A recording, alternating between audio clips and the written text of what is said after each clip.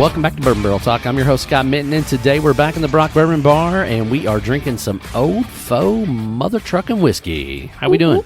We're doing great. Man, Nick is Fantastic. here. What's up, Nick? Hi. How's it going? Doing well, man. Doing well. Nick Thanks has for being here. the gleeful look of a child on his face. Being back in the Yay. Brock Bourbon Bar. Yeah, we're Drinking here at the some Brock great Bar, and we Old have Foes. two awesome Old Foresters that we have coming up for the taste today. Absolutely. So I'll let you enlighten the crowd. All right. So the first thing that we're going to be tasting today is the 117 release of the Bottle and Bond, part of that 117 special series release. It's a 9-year-old, I believe it is. I think that's what it's stated. Obviously, it's Bottle and Bond, 100 proof. So, and I think this was released back in early July, late July. Okay. Yep. The other thing we were drinking is actually relatively new release just this month. It's the Old Forester 1924. It's a 10-year-old Bottle and Bond. Right. And New lineup to the Whiskey Row series. it is the latest installment to the Whiskey Row series. It's actually going to be the only one that's allocated, from what I understand. Oh, so they are going to end up allocating it? It will be an allocation. So they will not. It'll be on shelves, and it will come out more regularly than a typical allocation would be. But I will tell people that if you see it and you like it, you better buy it, because there will be less of it than anything else that It's gets not going released to be from like the rest of the exactly. the Whiskey Row It's 10 series. years old. Yeah. The stocks that they have. It's my understanding this is a Brown Forman mash bill, but it is not your traditional. It's not the Old regular For- Old Forester. No. Right. It's not the Old Forester mash bill, which is what 72, 18, 10.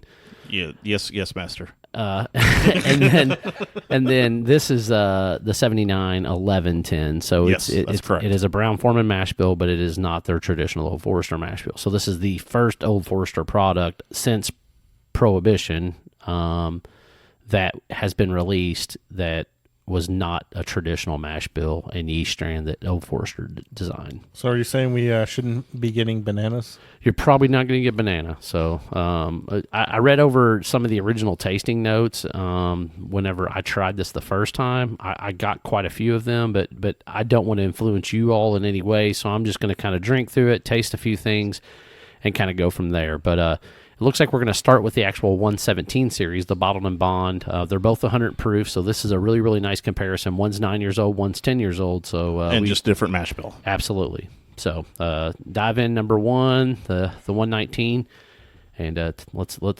go for it. Oh, Yeah. this is classic Old Forester. Oh, yeah. Yeah, I mean, you Floral come almost fruit. like banana nut bread. Yeah. Off the nose. Yep, it's definitely got that traditional OFO smell. A little bit of banana, a little bit of fruit like cherry, maybe a Little touch of funky. apple, a little funk. Yep. Just a good smell. Yeah. Oh, yeah. I mean, you Come still, on, Candle. it's amazing that you get that still get that little funk smell to it. It's Yeah. really great. All right, I'm going in. I'm taking a bite. Yeah, the legs on this is actually relatively good. For a Bottle and Bond, you wouldn't really normally think Bottle Yeah, and Bond but would it's have also much. a 9 year. It's 9 years old. Yeah. So That's going to help that. it's going to get those oils. And let's talk about Old Forester in that situation, right? Like when you look at Old Forester and because of the heat cycling and how they do their thing, a 9-year-old for Old Forester is like a 12 to 15-year-old anywhere else, Yeah. because they're getting more in and out of that barrel, because during the winter they turn on the heat, get the barrels back out, and that liquid goes back into the barrel, and then they turn the heat off and it pushes it back out. So with that heat cycling in some of their rick houses, it gives you that extra age, that extra oak, and really this comes through on that. Like when you drink it, I mean, you got some nice oaky caramel, some really, really nice adjunct flavors to come out of that thing. I'm gonna paint a picture for you, Scott. You're going to paint a picture. I'm gonna paint a picture. Let's see it, Picasso. Tasting this, it is snowing outside, Okay. and there's a nice, cozy little fire going, and you've got this beautiful handmade blanket that sprawled across your lap, and maybe just a good book. It's pulling all those winter relaxing. It's got the cabin vibe. Got the cabin vibe for sure. Are there Yeah. some happy little trees nearby? I would say clouds, but you can't see them because it's snowing. So always clouds. I prefer happy trees. This tree does not look happy. I don't think I've ever heard Bob Ross say that. No, he never did. No, just some of the trees look angry.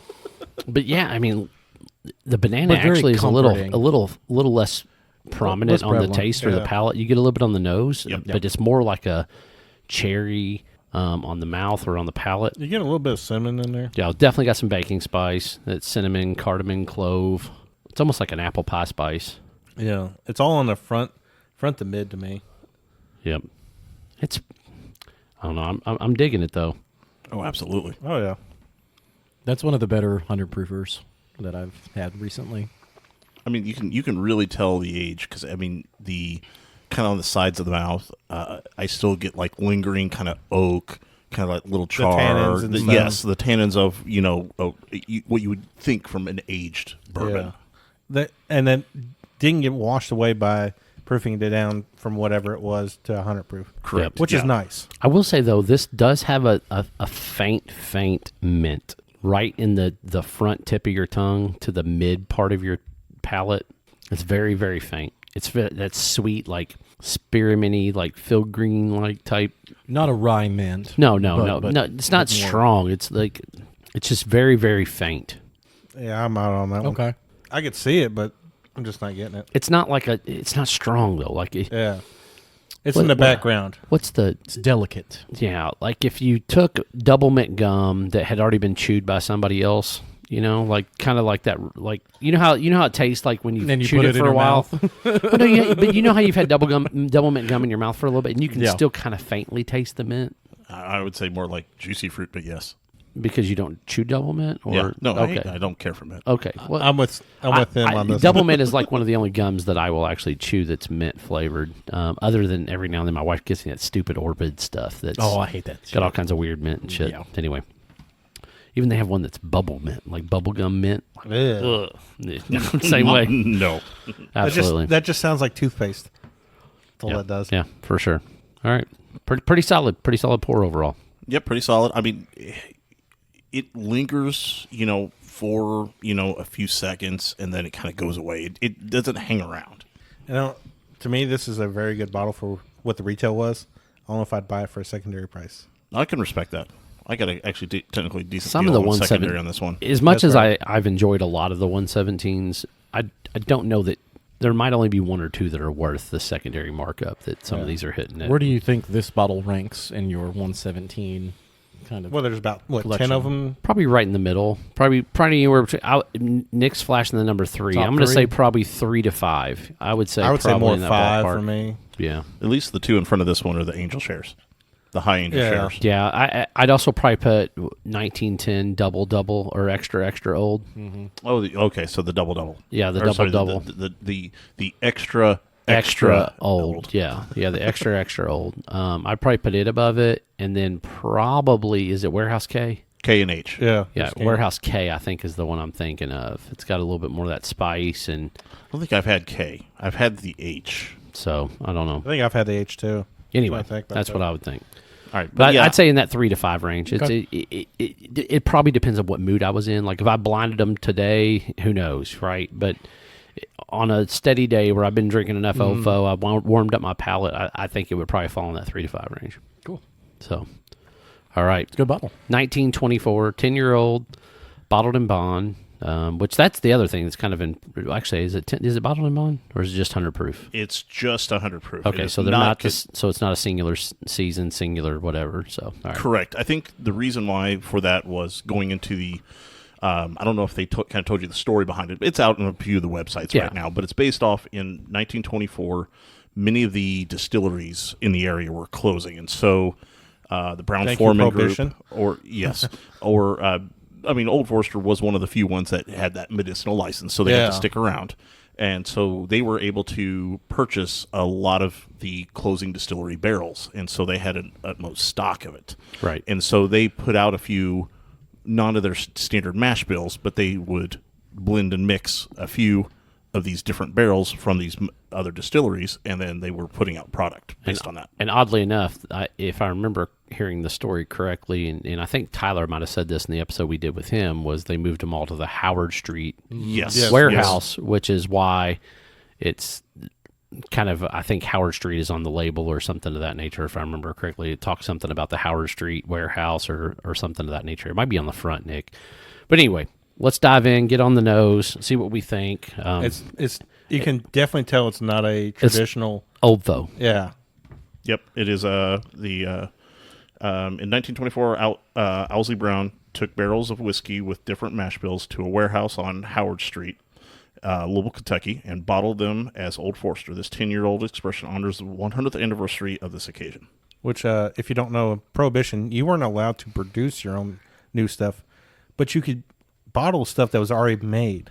So that's why everybody started buying up all the other distilleries that were going out of business. All right, on the nose. What are you getting, Johnny Tsunami? This is going to be a weird one, and I might be alone in it, but there's a faint, like, Honey Nut Cheerio. Well, I was thinking honeysuckle, so... Yeah. I'm thinking more that floral honeysuckle is what I'm kind of getting, at least at the Could first be. nose. So I'm getting a little bit of what he's talking about, like that baking, like crispy, bakey type thing there.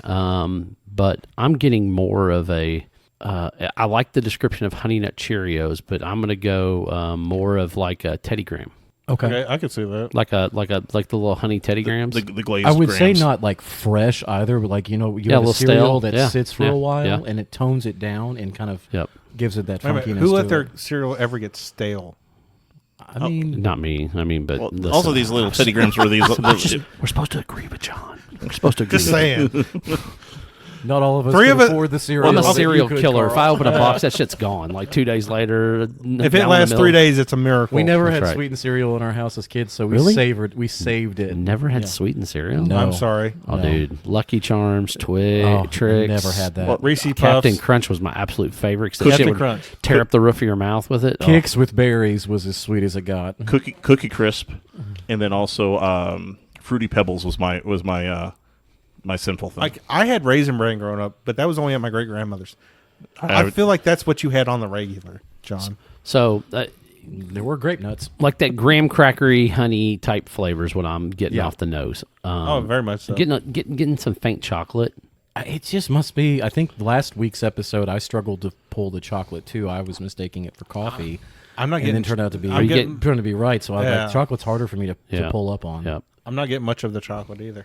All right, let's dive in. Nick's already got his first pull in, so I'm going to let him savor it just for a second here, and then I'm going to get his notes while I go in and go ahead and start tasting mine.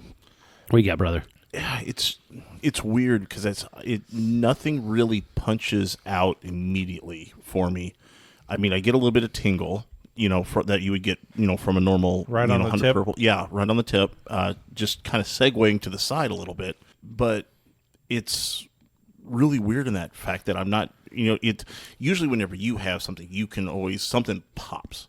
Yeah. Nothing's really popping for this. I mean, Only thing I'm getting is like a subtle floral on the mid to back as it's going away. Floral, and I'm also maybe my palate's a little messed up today because I'm getting a little mint too again on this one. I could see the mint actually. I'm on getting this a little one. of that. On the palate, the Yeah. mint's coming through. Yeah, the like that mint's mid to there. front. Yes. Yeah, I was going But- to say juicy, but it's not fruit it's gum. not a weird mint though. It's not a No. bad mint. It's not offensive. I would say it's closer to a sweet mint almost. Yeah. Just kind of feeling it out. Yeah, I'm getting the weird thing is that the tingle lingers longer than the taste, and I don't know. That's just kind of weird for me on that. It's hard to get any of the char, and you would think you would get with a 10-year-old product. Yeah, Yes. I didn't get I'm much not of getting that. the char. I'm Because the getting more- color's rich. I mean, it's got a great color. The Very legs are brown. great, Mm-hmm. but I'm getting more like a hay or hayfield or something to that effect on the palate to me, I don't dislike that description. like a Carl. grass or. Now nobody's verified this for me, right? This is pure speculation on my behalf. But it's my understanding this is the exact same mash bill as King of Kentucky.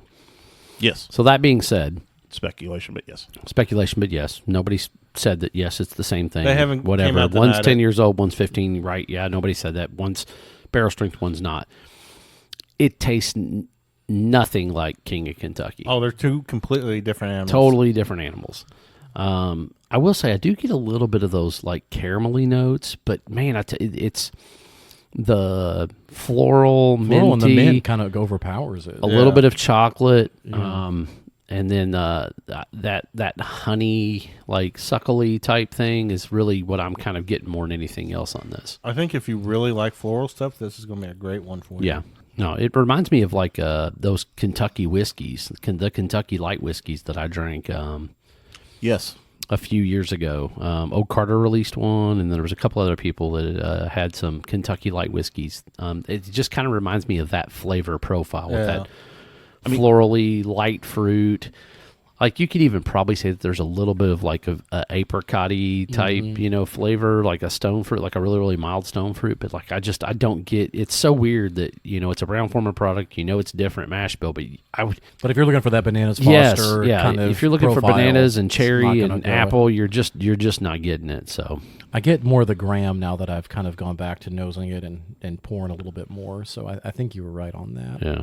Yeah. Listen, the Honey Nut Cheerios, It's pretty appropriate. it's just an adjacent flavor It's in that profile, right? ballpark. Yeah, no, 100%. So, So IT coming through. yeah, I thought I remembered that correctly. But anyway, fine pour. It's not Old Forester. If you're No. expecting to buy this bottle and tasting Old Forester, that's not what it is. It is definitely a different interpretation of their brand, their labeling. But it's part of the Whiskey Row series. Is that signifying something to come for the future, or is this more of just a one-off I experimentation? honest you to think? goodness think, and I get what they're trying to celebrate with it. no, Or that. 100%. They're trying to celebrate that piece of their history, right? But they're also basically they sold early times. Like, I said I really probably wasn't going to go this route, but like to me that it's the early times mash bill, right? So. I don't know that that's what this is, but based off of the numbers, that's what early times was. That's also what King of Kentucky was. Like, that is that mash bill. It's that 79, 11, 10. So it's not a traditional Old Forester. That being said, I don't know. I can't confirm or deny whether or not it's the exact same yeast strand, the exact same. But if I know Brown Forman, as well as I know Old Forester, and as well as I know how they basically just morphed their current Old Forester yeast strand to make Woodford Reserve, I gotta believe this is early times.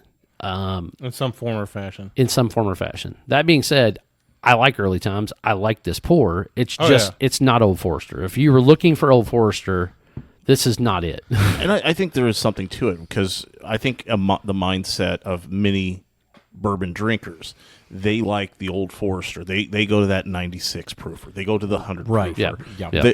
They're expecting certain tastes to come Oh, through. yeah, very much so. And it's not, old reliable versus something that's 100%. I mean, Far the divergent. number one well bourbon in the state of Kentucky for years and years was 86 proof. 86 proof Old Forester and Wild Turkey 101. Like, they were a given, like very in much that so. area. Like, that's what people in Kentucky were serving, right? But that's that mash bill, right? We know what Old Forester's mash bill is. It's tried and true. You know what you're going to get when you drink it through all those years and history. But like I said, I like this. It's different. It's not Old Forester. That would be my only complaint, is the fact that if you're going to put it in the Whiskey Row series, I hate for it not to have a 10-year-old. Yes, the charm. the charm that Old Forester has, right? Yes. Yeah. this is going to be the one. If you blind the whole Whiskey Row series, this is going to stand out.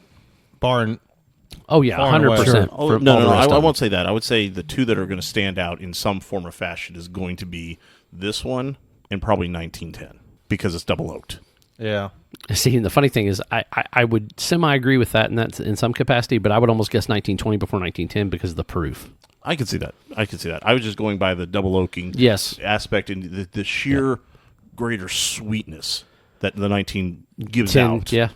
I would agree with that. There is some sweetness, but I also think, like, is it 1870? No, 1897 is the bottled and bond, right? Yeah. Yes. Yeah. That's a very sweet pour. Yeah. It's a very sweet pour. For a bottle and bond, yes, it is. Yes, it's a very sweet pour. So that being said, like, and they're both, I think there's enough proof with the 1897 that it would fool you a little bit on the 1910, because sometimes you will misconstrue complexity for proof and vice versa with the other piece. So though I will say this does drink to proof. It does drink like it's 100 proofer, yeah, no, which is not a problem. there's not at all.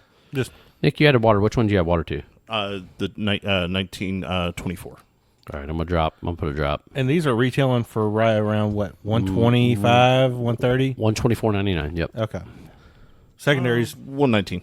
more than that. Is it 119? Well, I think that bottle sold at for 115 because I walked out the door 120. Okay, that sounds right. I might have, yeah. So It was 114.99. You're right. Yep, 114.99. 120 and after ish, tax and all, 130, yeah. and all that. I would have liked a little bit more sweetness to it, Yeah. in my opinion, but it is still a really decent bourbon. Oh yeah. And I think as long as you can get your head around it saying it's Old Forester, but it doesn't have the defining characteristics of Old Faux. It's called Old You'll be Faux, but fine. it's not Old Faux. Exactly. Yeah, 100%. Water does not do anything for it.